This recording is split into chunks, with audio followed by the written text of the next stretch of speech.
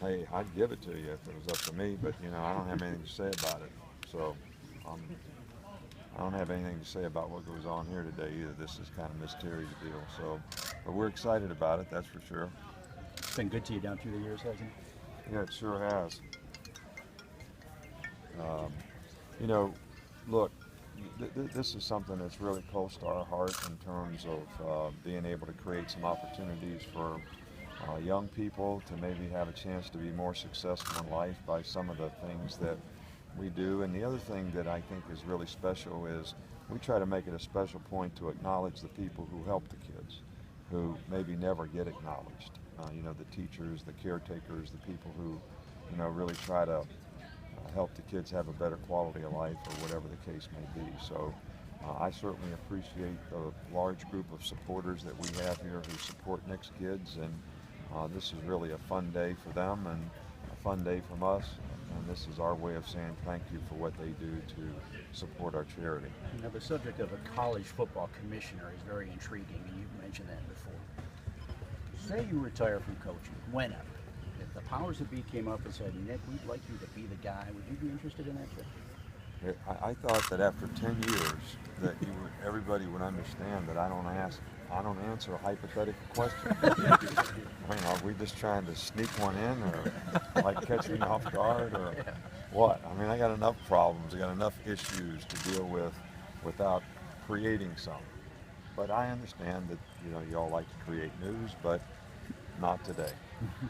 Nick, with satellite camps kind of getting started and you guys sending some of your staffers to different places, like what have been the kind of early reviews on it, and like what, if any, value do you think your program's gotten from sending guys like Mike Loxley to these different camps? Well, we're trying to get guys to cover the camps, but most of our assistant coaches and myself, I'm not going to go to any satellite camps. We sort of made the decision that it's more important, especially in this time period, because there's only limited time periods in the summertime where we have time to spend with our players. First couple, 3 weeks of June, the last couple weeks of July. So we're going to invest a little bit more time in that, especially me, because I don't feel like I get to spend enough time around our players. But I'm concerned about our players doing the right things when it comes to being good people and going to school and doing what they're supposed to do academically, as well as do the things that we can help them with in terms of trying to develop them, get ready for the season. So these are just these are our choices.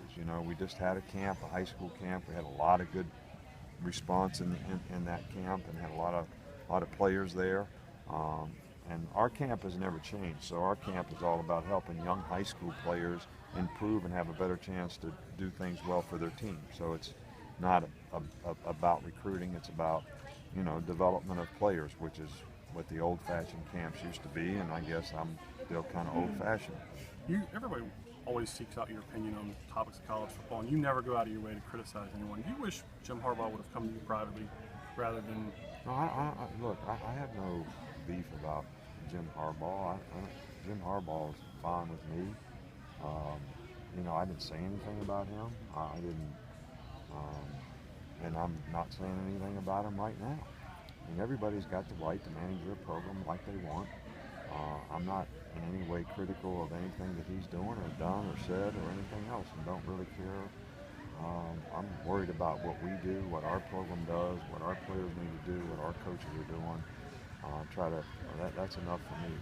That's as much as I can handle. I know you grew up like a lot of us watching Muhammad Ali. He'll be honored, remembered tomorrow. Is there anything you've taken from him to maybe share with your players? Oh, yeah, we have, quite a few stories. I said this the other day on the radio, but I still remember, you only remember certain things that happen in your life. So Muhammad Ali was a significant event to me because I worked a lot of days at my dad's service station, but the one I remember is when he was fighting Sonny Liston, and I don't know, I probably was 11 years old or something. And in those days, they weren't on TV, so we had this huge throng of people, about like this, all circled around the car with the car doors open and the car radio on, and we listened to the fight. I'll never forget that for some reason, but I do share a couple things with our players that are Muhammad Ali stories.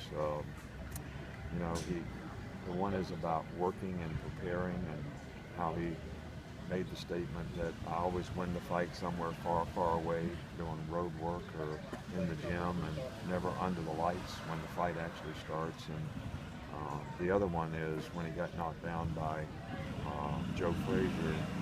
The reason he got up was he said champions don't belong on the ground. So his pride in finishing, even though he probably maybe didn't have a great chance to win that particular fight, is something that I think the players can relate to. And I just think that what a dynamic figure that had such an impact in so many ways on so many things that beyond boxing that he'll always be remembered for. Nick, with a lot of head coaches now in Division I being the highest paid employees on a university campus, what kind of broader responsibility does that bring with it to the campus as a whole, even beyond just the football team? Well, I've always thought regardless of, I don't think this is relative to finance. You know, I think that it's our responsibility and obligation to represent our institution in a first-class way, and we are the window, regardless of any of the aforementioned characteristics that you brought up. We are the window that a lot of people look at our institutions at all levels, because people are interested in sports. A lot of people in our part of the world are interested in football. We have a lot of great fans. We have a lot of great alumni and supporters who identify with our university. We have one of the most recognized names in sports, the Crimson Tide, and so I think there's a responsibility and obligation that goes with how you represent that. And